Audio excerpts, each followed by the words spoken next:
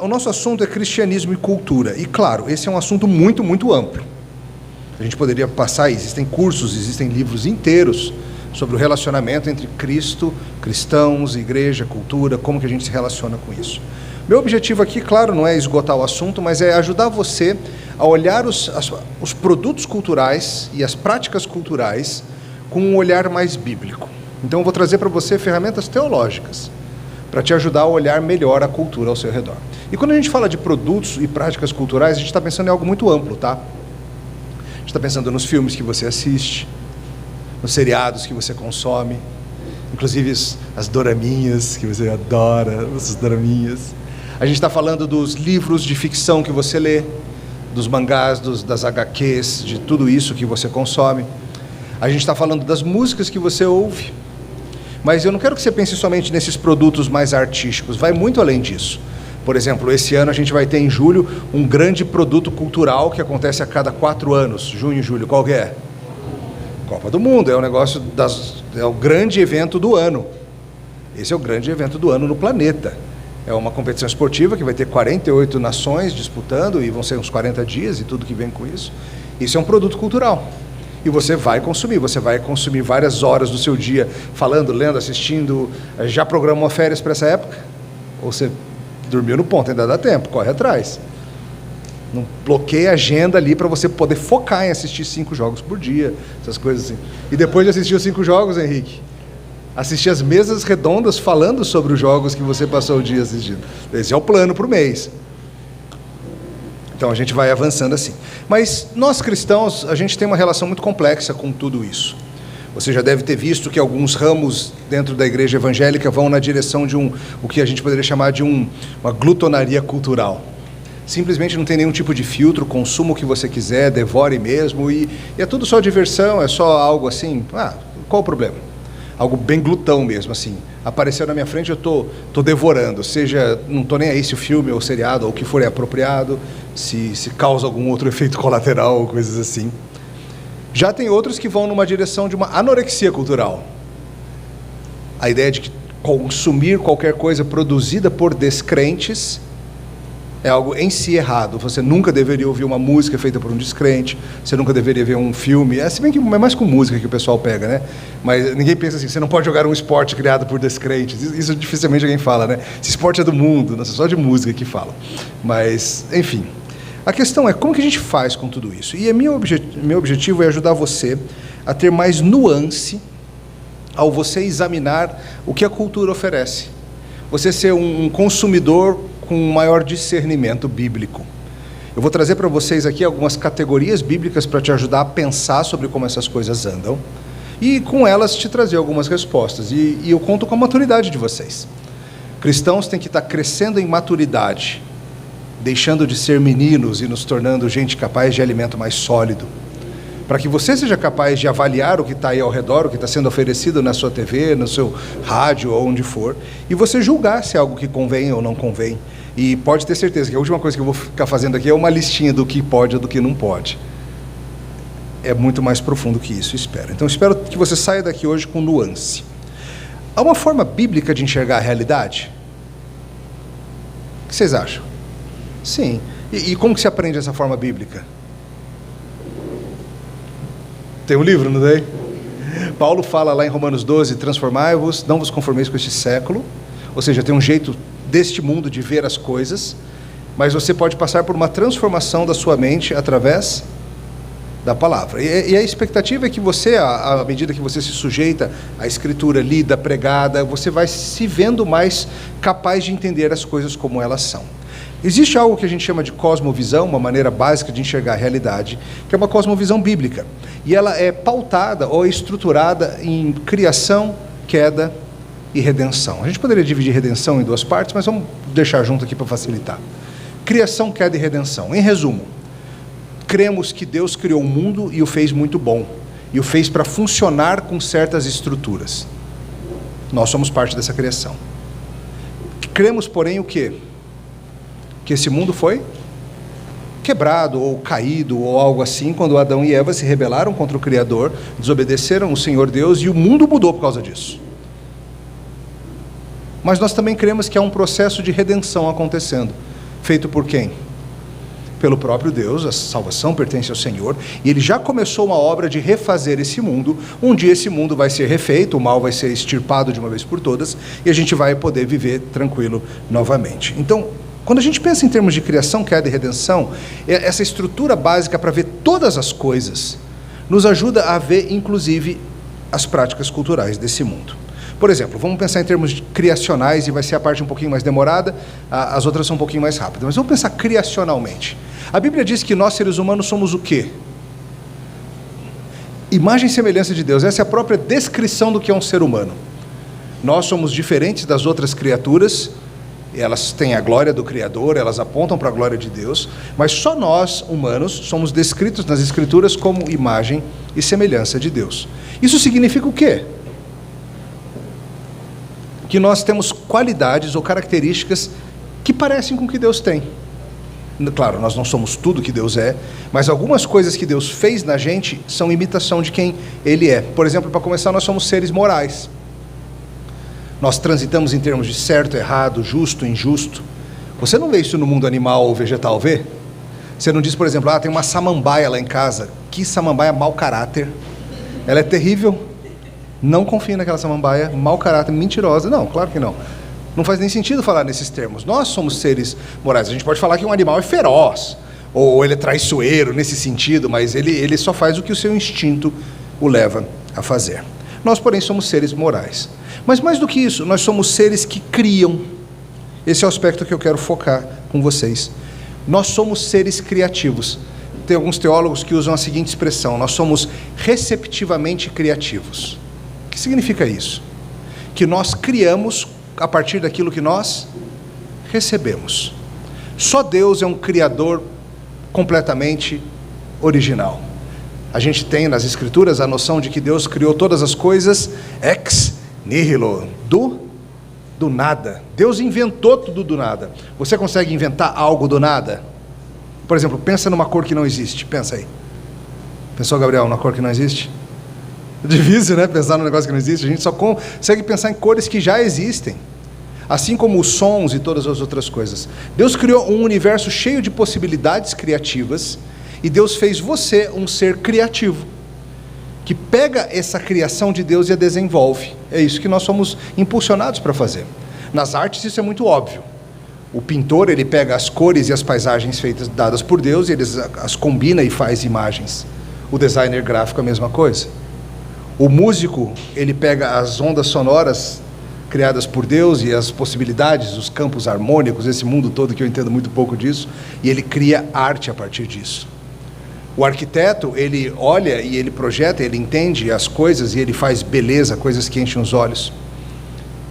O romancista, ele cria histórias que não existem e que são capazes de fazer o quê?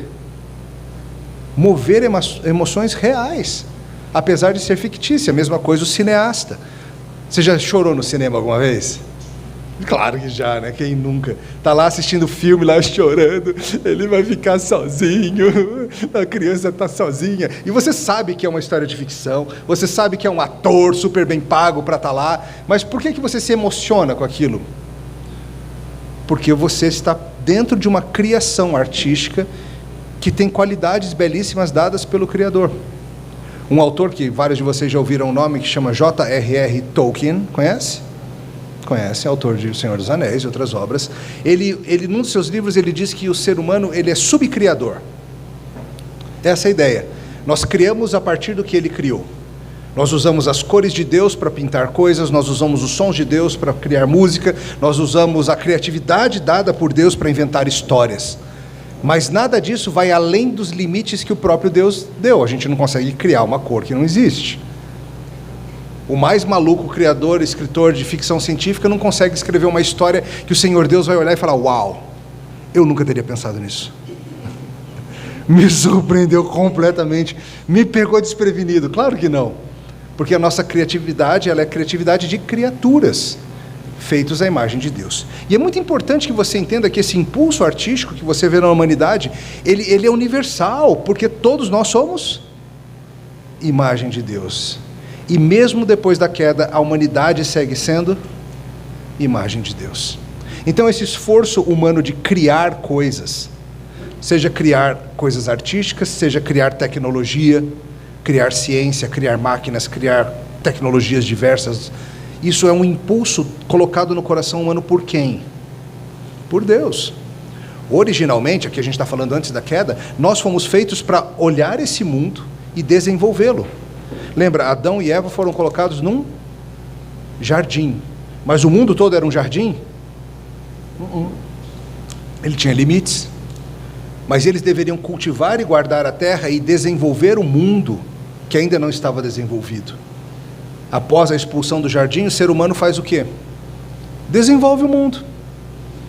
Não mais em honra e glória a Deus, a gente fala disso no segundo ponto, mas o ser humano segue entendendo, vendo as coisas, procurando domar a criação, procurando entender como as coisas são, fazer o mundo funcionar, tudo isso porque nós somos imagem e semelhança de Deus. Então entenda que quando você se depara com um produto cultural, uma música, um filme, ou uma prática esportiva, um jogo de tabuleiro, alguma coisa que alguém inventou, você está vendo algo que foi inventado por alguém que é feito em imagem e semelhança de Deus, e que está pegando as estruturas do que Deus fez e dando continuidade. De certa forma, o que nós fazemos é dar continuidade à obra criativa. A gente pode dizer que, por exemplo, que Deus inventou o futebol? Não literalmente, mas Deus fez o quê? Deus criou seres humanos com instintos esportivos, com instintos de diversão, com capacidade de inventar jogos e regras. Não tem nada na forma que o mundo funciona que diga que tem que ser 11 de cada lado e o campo de tantas dimensões e que quem fizer mais gols ganha. Isso foi a gente que inventou. Mas isso não foi inventado em rebelião contra Deus. Isso foi inventado como resposta de quem nós somos. Seres receptivamente criativos. E a gente inventa jogos, a gente inventa histórias, a gente inventa coisa o tempo todo. Veja as crianças. Solta as crianças por aí, o que elas inventam logo? Brincadeiras, competições, joguinhos, coisas, inventam histórias. Porque isso é parte do impulso mais forte do que qualquer outra coisa, que é o impulso de que somos seres feitos à imagem de Deus. Criados para criar. Criados para criar. Isso tem que estar muito claro na sua mente. Quando um descrente cria algo, ele está seguindo um impulso de quem ele é. E quando um descrente consome algo criado por outra pessoa, ele está embarcando na criação de alguém, um esporte, um filme, o que for, cheio de gosto e alegria e deleite, porque nós fomos feitos para isso também, para vivenciar coisas feitas pelos outros. E a gente inventa joguinhos, a gente inventa brincadeiras, a gente está sempre inventando coisas, porque a imagem de Deus, ela não foi aniquilada na queda, ela foi corrompida, mas nós não deixamos de ser humanos. Somos humanos rebeldes, somos humanos caídos, somos agora inimigos de Deus, como a Bíblia descreve, mas continuamos sendo humanos. E a gente gosta dessas coisas, a gente vive para essas coisas, a gente faz criações diversas. Tem muito livro sobre isso, tá? Se você quiser ler um livro bem legal sobre isso, Abraham Kuyper escreveu um que se chama Sabedoria e Prodígios, a graça comum na arte e na ciência, é bem legal. Sobre como esse impulso humano de criar e de entender as coisas, ele é parte do cultivar e guardar lá do jardim, que continua valendo, que continua ativo, que continua acontecendo nesse mundo todinho. Não tem uma cultura na Terra que você vai encontrar que não conte histórias, que não fale sobre como o mundo veio a ser o que é, que não tente de alguma maneira entender as coisas, e que seja o mais primitivo coletores e caçadores que você encontra, eles têm suas histórias, eles têm sua arte, eles têm seu embelezamento, eles entendem que fomos feitos não só para viver do jeito que as coisas estão, mas de alguma forma transformar isso, melhorar, desenvolver e assim por diante. Então, guarda essa primeira ideia. Todos nós somos subcriadores, tá? E isso não tem nada de errado com isso. Isso é bom, belo e desejável. Isso é parte de ser humano. Ah, mas as pessoas não criam para a glória de Deus. Eu sei que não, aguenta aí, tu está se adiantando. Mas elas criam. E criar é algo que Deus nos deu. Antes da gente falar então da queda, tem um outro conceito teológico que a gente precisa afirmar bem, que é o que a gente chama de graça comum. E ela é muito importante quando a gente vai estudar cultura. Ela ensina para a gente que a verdade não está apenas na boca do crente, mas que descrentes são capazes de dizer coisas verdadeiras. Ela ensina que não somente os crentes conhecem a bondade de Deus, mas os descrentes também, em alguma medida, conhecem. A Bíblia fala isso? Fala, vamos ver?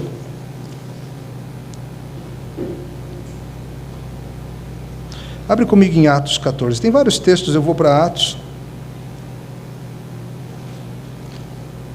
Vocês lembram de quando Jesus fala que a gente deveria fazer o bem para os nossos inimigos? Qual é a razão que ele dá? Para a gente ser que nem o nosso Pai, que está nos céus, que faz o quê? Ele o quê? Ele manda chuva, ele dá coisas boas até para os descrentes. Ou seja, guarda essa ideia. Deus dá coisas boas e coloca coisas valiosas na mão de gente que o odeia. Até dos seus inimigos Deus faz coisas boas. E é muito legal porque em Atos 14 tem um exemplo de evangelismo que é bem diferente de como a gente costuma evangelizar. Eu vou ler para vocês. Vamos a partir do verso 8. Em Listra costumava estar sentado certo homem aleijado, paralítico, desde o nascimento, que nunca tinha conseguido andar. Este homem ouviu Paulo falar. Quando Paulo fixou nele os olhos e viu que ele tinha fé para ser curado, disse em voz alta: levanta-te sobre os pés. O homem saltou e começou a andar. Ou seja, Paulo está lá, viagem missionária, está lá com Barnabé, um paralítico, ele cura o paralítico. O que a turma fez? A reação é maluca, olha só. Quando as multidões viram o que Paulo tinha feito, gritaram na língua deles, a língua licaônica: os deuses em forma de homem desceram até nós. O que eles acharam que Paulo e Barnabé eram? Deuses! Barnabé já chamaram de Júpiter e Paulo de Mercúrio. Não sei se vocês conseguiram ver Júpiter ontem à noite no céu, estava bem invisível. Mas eles já acharam que era Júpiter e Mercúrio andando entre eles. Mercúrio acharam que era Paulo por ser o portador da palavra. E aí a coisa começa a sair do controle. O sacerdote de Júpiter já aparece trazendo boi para sacrificar. Olha o texto. O sacerdote de Júpiter, cujo templo estava em frente da cidade, trouxe touros e grinaldas para junto dos portões da cidade. Queriam oferecer um sacrifício junto com a multidão. O povo ficou tão impressionado que já ia sacrificar ali. Paulo, claro que não deixou. Porém, ouvindo isso, os apóstolos, Barnabé e Paulo, rasgando as suas roupas, saltaram para o meio da multidão e gritaram: senhores, por que estão fazendo isso? Para! Nós também somos humanos como vocês, sujeitos aos mesmos sentimentos, e anunciamos o evangelho a vocês para que se convertam dessas coisas vãs ao Deus vivo.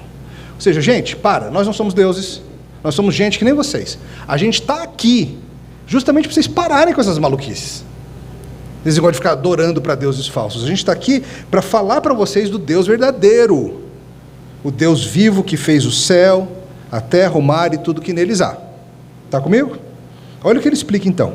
Nas gerações passadas, Deus permitiu que os povos andassem nos seus próprios caminhos. Paulo está falando: eu sei que vocês não ouviram falar dele, vocês estavam andando por aí sem ele. Contudo, ele não deixou de dar testemunho de si mesmo, fazendo bem a vocês. Olha que interessante que Paulo está falando para aqueles descrentes. Vocês não conhecem o Deus verdadeiro, mas mesmo antes de eu vir aqui com a mensagem, vocês, sem saber, são alvo de benesses desse Deus. Deus tem feito coisas boas para vocês, mesmo sem vocês saberem quem Ele é. E olha os exemplos que Paulo está, que legal. Dando a vocês, o quê? Chuvas do céu e estações frutíferas. Ou seja, Deus faz chover na horta do descrente também? Eu achei que era só na horta do crente. Chove na plantação do descrente? Chove. Por quê? Porque Deus é bom e Deus manda chuva para quem não o ama também. E ele fala também: Deus tem dado estação frutíferas para vocês. Só o crente come um cajuzinho gostoso? Uma mexerica docinha? Não, todo mundo tem acesso a isso. É bênção de Deus para quem? Para toda a humanidade. Fazendo bem, dando a vocês chuvas do céu, estações frutíferas. Agora pega o final do versículo: enchendo o coração de vocês de quê?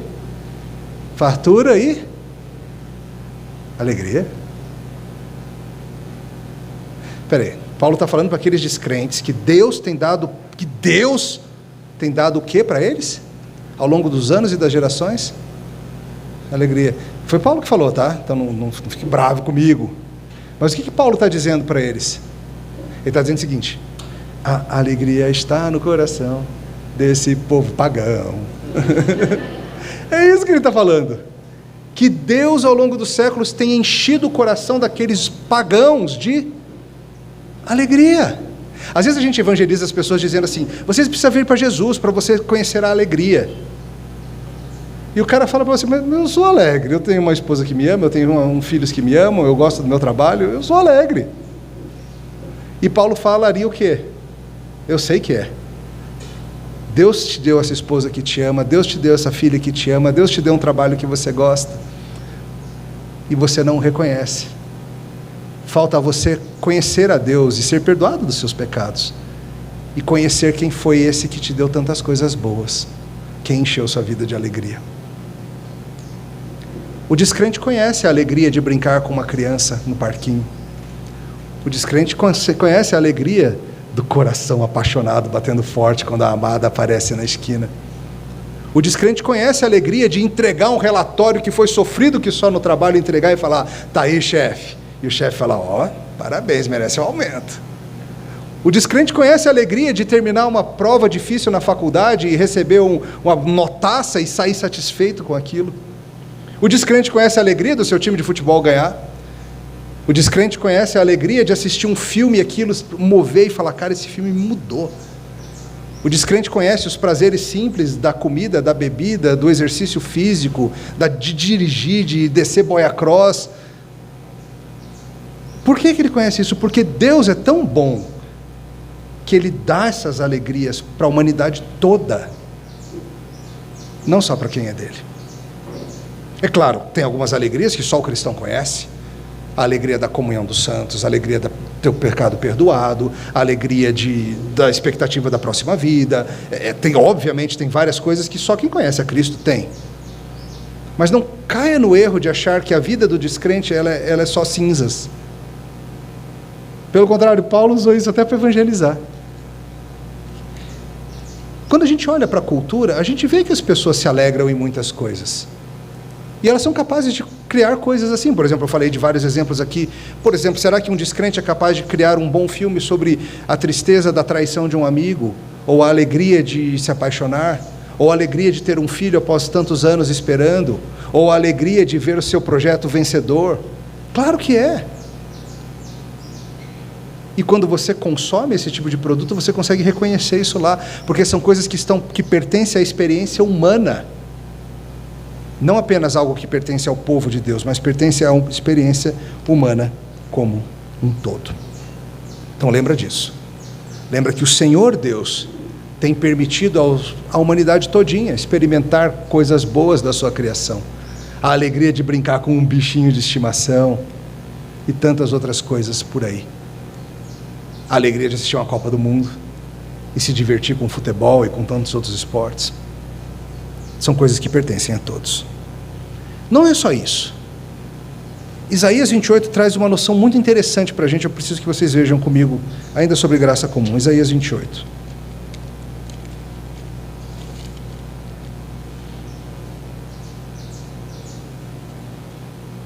A partir do verso 23. Você vai achar um pouco estranho no começo, por que eu estou lendo isso, mas espero que fique claro depois. Achou Isaías 28, 23? Eu estou lendo na Nova Almeida, atualizada. Se estiver um pouquinho diferente, aguenta aí. Prestem atenção e ouçam a minha voz, estejam atentos e ouçam o meu discurso. Será que o agricultor está sempre lavrando a fim de semear? Será que ele está sempre abrindo sulcos na terra e desfazendo os torrões? Não. Pelo contrário, depois de ter nivelado a superfície, ele espalha o endro, semeia o cominho, planta o trigo nos sulcos, a cevada no devido lugar e o centeio nas bordas, pois o seu Deus o instrui devidamente, o ensina. Porque não se debulha o dendro com instrumento de trilhar, nem se passa roda de carro sobre o cominho, mas o endro é debulhado com uma vara e o cominho com um pedaço de pau. O cereal é debulhado, o lavrador não o trilha sem parar, as rodas do carro passam por cima dele, mas os seus cavalos não esmagam os grãos. Tá, qual que é o assunto aqui? Agricultura. Tem certos vegetais, certas sementes que você tem que cavar fundo para plantar. Tem outros que você joga no caminho. Tem alguns que você passa uma roda, tem outros que não. Tem alguns que você aduba, tem outros que não. Tem um monte de coisa assim. A arte da agricultura é difícil. Alguns de vocês, por exemplo, já tentaram cultivar plantas e falharam miseravelmente. Nem feijãozinho no algodão. Que isso? Rapaz.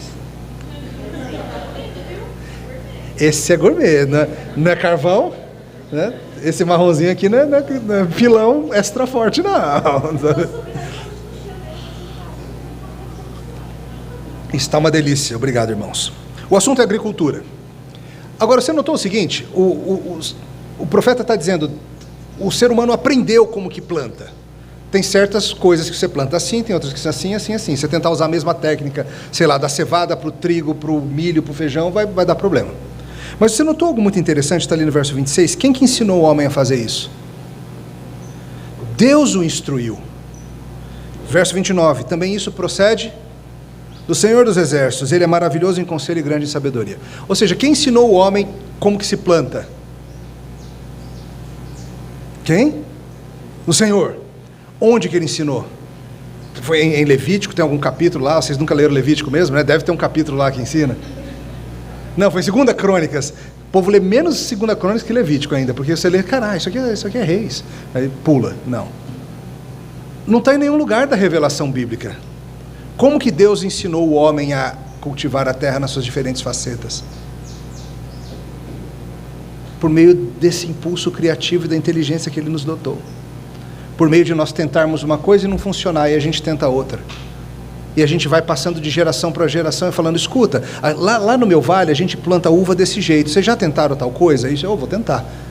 E o vizinho fala para o vizinho, a cultura fala para a cultura, e a gente vai desenvolvendo isso. Esse desenvolvimento cultural de agricultura, segundo Isaías, ele vem das mãos de quem? De Deus. Será que a gente não pode extrapolar isso para outras áreas do conhecimento também? Será que a gente não poderia dizer que foi Deus que ensinou Isaac Newton as regras da gravitação? Não um sonho ou revelação ou num texto bíblico, mas por meio do homem usar a capacidade mental, a matemática, o seu entendimento e observação e o método científico e entender como as coisas são. Será que a gente não poderia dizer que foi Deus que ensinou o ser humano a criar antibióticos e técnicas cirúrgicas, a construir pontes, a edificar fazendas, a fazer música e todas essas coisas? Eu quero que você veja que isso é Deus dando para a humanidade e não só para os crentes. Deus dá os seus dons para os descrentes também. Deus dá. Vem comigo para Gênesis.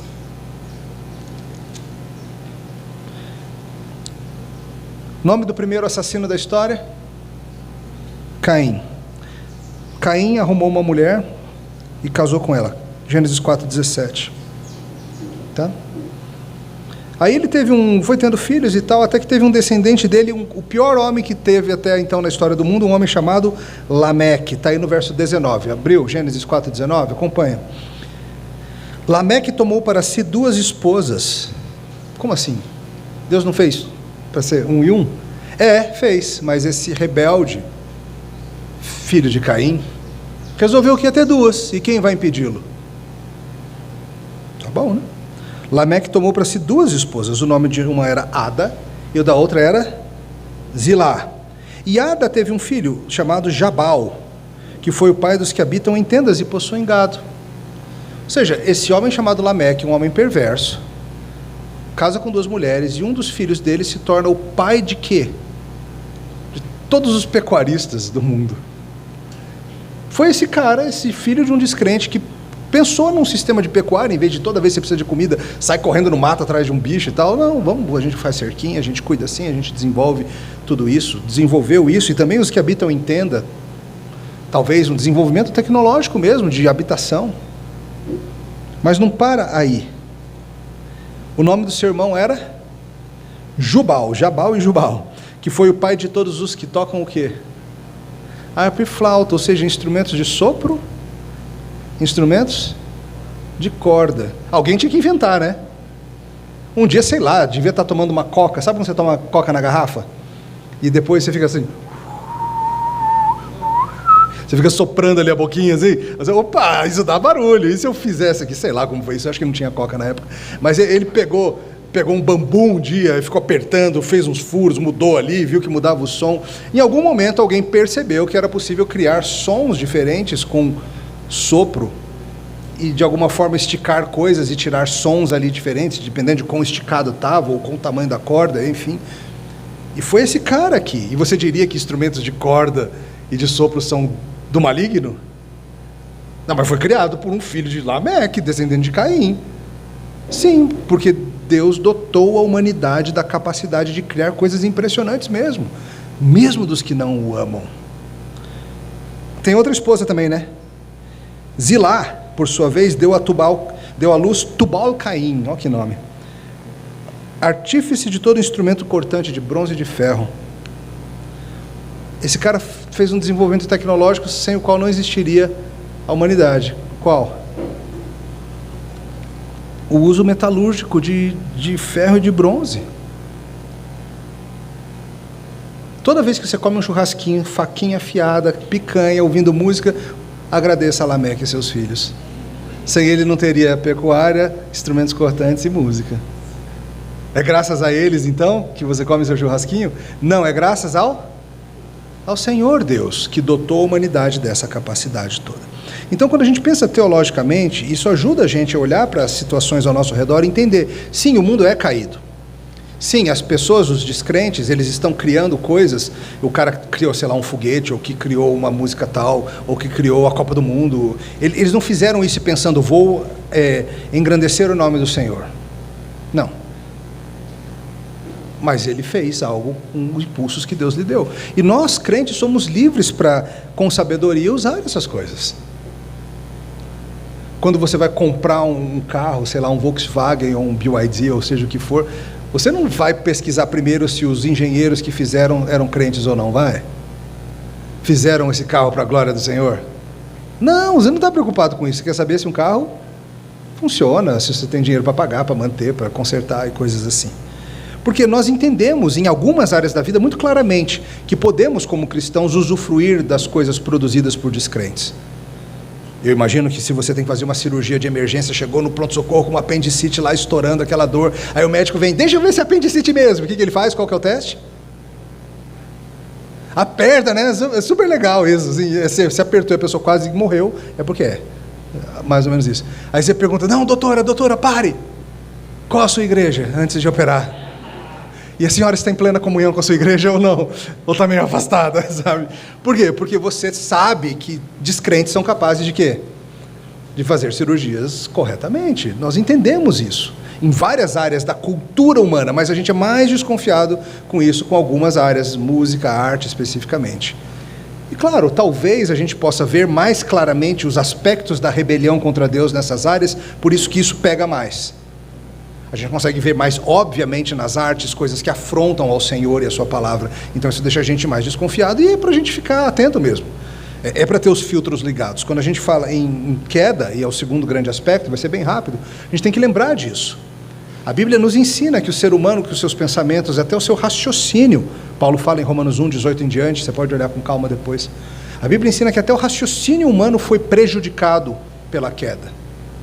O ser humano, ele é capaz de olhar para o mundo que Deus fez. Ele olha para o espelho, o que ele vê no espelho? Imagem de Deus. Ele usa a voz que Deus deu, a mente que Deus criou, o corpo que Deus lhe deu, e ele usa tudo isso para dizer: Deus não existe. Isso mostra como o raciocínio humano foi prejudicado pela queda. Nem a razão funciona, as emoções, tudo é meio distorcido. Então sim, quando eu vou assistir um filme, ou um seriado, ou qualquer outra prática cultural que eu encontre na cidade, eu vou ver sinais da queda. Às vezes, muito obviamente, se você for na cidade, aí nos bloquinhos de carnaval, você vai ver muito obviamente, em algumas coisas mais ou menos sutil. Mas o exercício, a dificuldade é saber o quanto isso me impede, na hora de consumir. Algumas coisas, obviamente, eu vou falar, não, né? Não, né, mano? Não vai existir esse negócio aí. Mas outros não é tão claro assim. A Bíblia nos chama a maturidade. Fariseus que gostam muito da listinha de pode ou não pode. Você imagina se o seu pastor tivesse a obrigação de ficar atualizando a lista de filmes e seriados que você pode ou não pode assistir? Não, a gente prefere treinar os olhos de vocês com a palavra de Deus, para que vocês façam boas escolhas. E sim, às vezes você vai errar e algumas coisas você vai trazer para a gente, e fala, pode, não pode. E veja que não é nenhuma questão, às vezes a gente vai muito atrás dos óbvios, né? Violência extrema, sexualidade explícita e tal, mas muitas vezes são outras coisas que estão pegando, que estão influenciando e moldando a sua mente. Mas eu gosto muito de como Calvino fala, eu vou ler um trechinho das Institutas para você. Se considerarmos o Espírito de Deus como a única fonte da verdade, não iremos rejeitar a verdade, nem desprezá-la onde quer que apareça, a não ser que desejemos desonrar o Espírito de Deus. Ele estava falando aqui de ler os autores pagãos, tá? Ler os gregos, os romanos, os pensadores como Cícero, Aristóteles, esses caras. E Calvino está falando, se o Espírito de Deus é a fonte da verdade, e a gente não está disposto a ler o que um descrente escreveu, a gente está desprezando dons do Espírito. Pois ao considerar em baixa estima os dons do Espírito, menosprezamos e reprovamos o próprio Espírito. Calvino entendia muito bem que pela graça comum, pessoas descrentes eram capazes de chegar à verdade sobre como o mundo funciona, como organizar a sociedade, como estabelecer um sistema jurídico que funcione com alguma capacidade boa, como lidar com várias coisas e assim por diante. A gente também tem que ter essa capacidade. Filtrando, claro, discernindo e também, em alguns momentos, não mexendo com isso. No tempo que me resta, eu quero falar sobre um aspecto de redenção. Eclesiastes 3:11 é um texto que eu gosto muito e ele fala de algo muito sério. Vamos ver?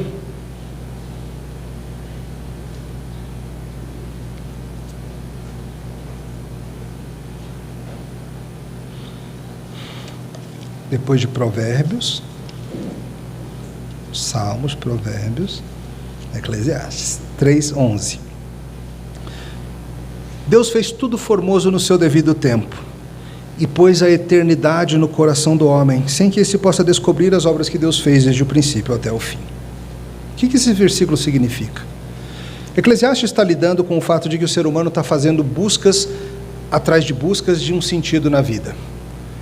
Como as pessoas aí fora. Alguns estão buscando o sentido da vida no prazer, outros estão buscando no dinheiro, outros no conhecimento, outros na fama, outros em fazer o seu nome, fazer grandes projetos.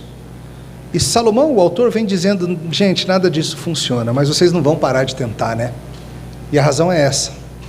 Porque Deus colocou no coração do homem, imagem e semelhança dele, um senso de eternidade.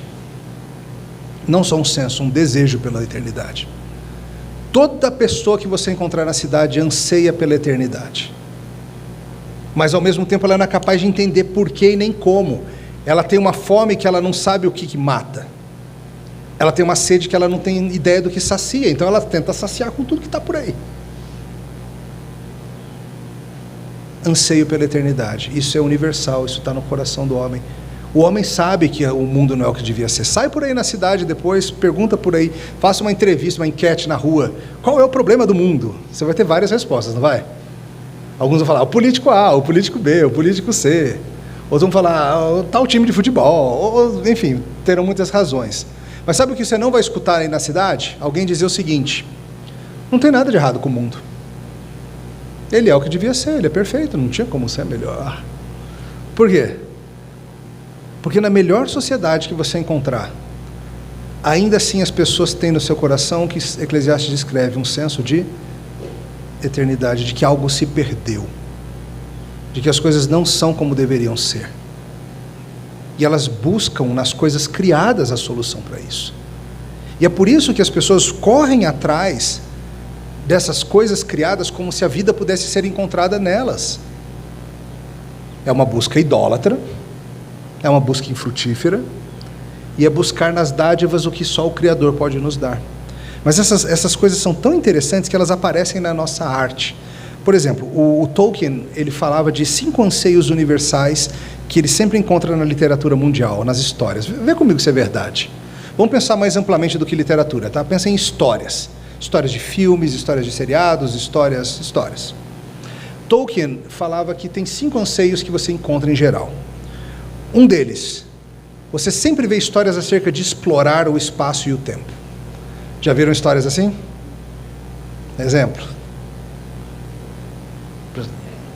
Star Trek, vamos explorar o que tem lá nas galáxias distantes.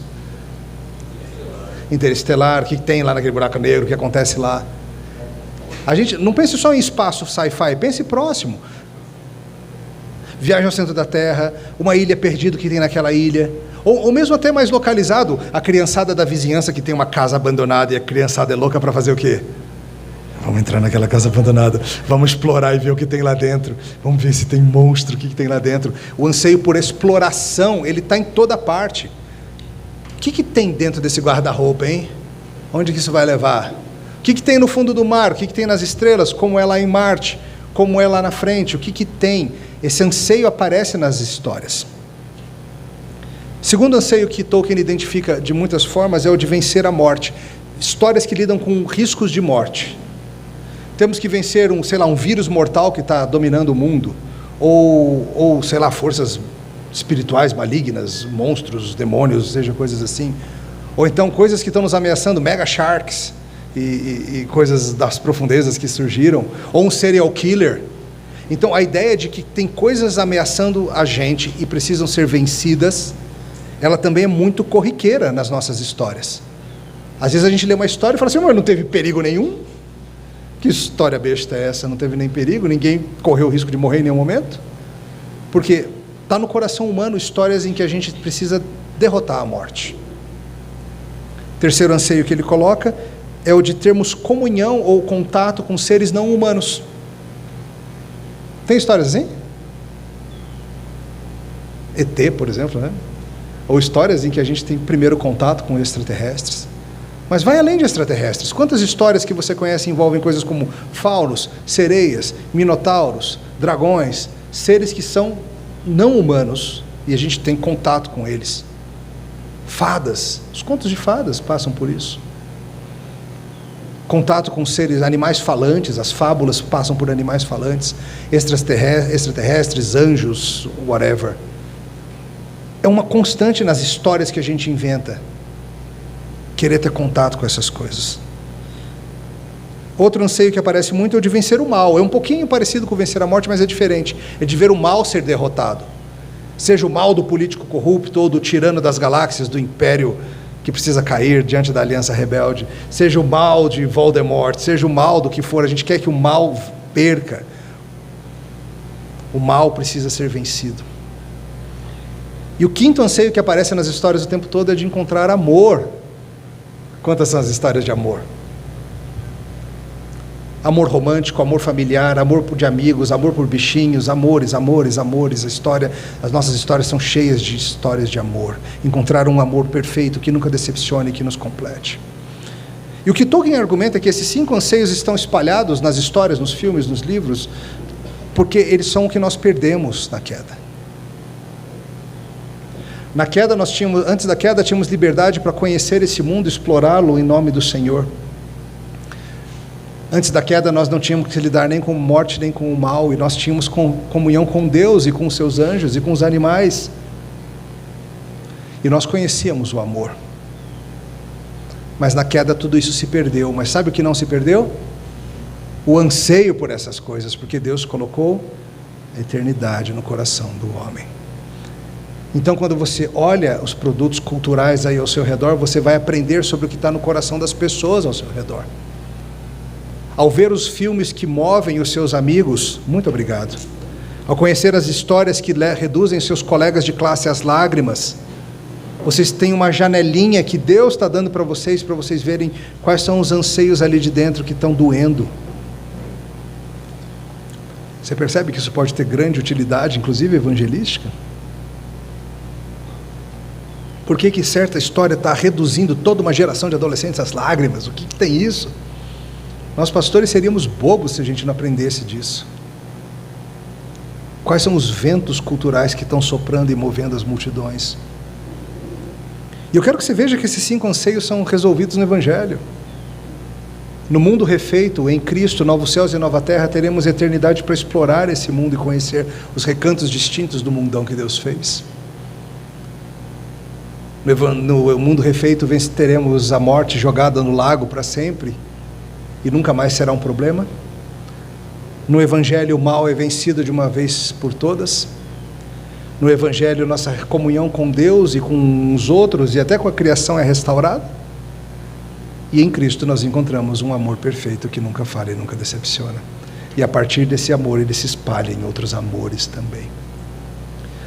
Veja que ao conhecer o que esse mundo produz, você vai entender melhor o que dói no coração das pessoas. E lembra, você também está envolvido na cultura, então em alguma medida dói em você também. Você não está alheio à sua cultura, você é um produto dela em grande parte.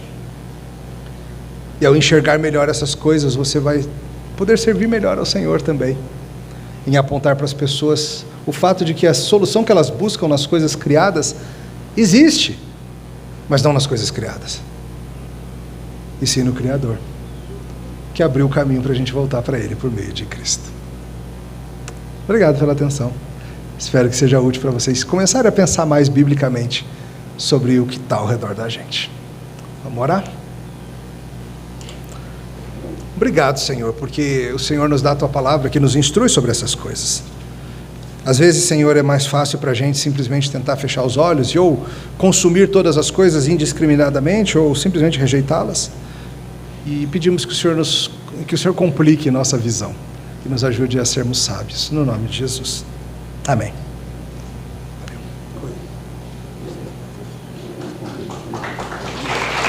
Sim, vamos passar uns 10 minutos.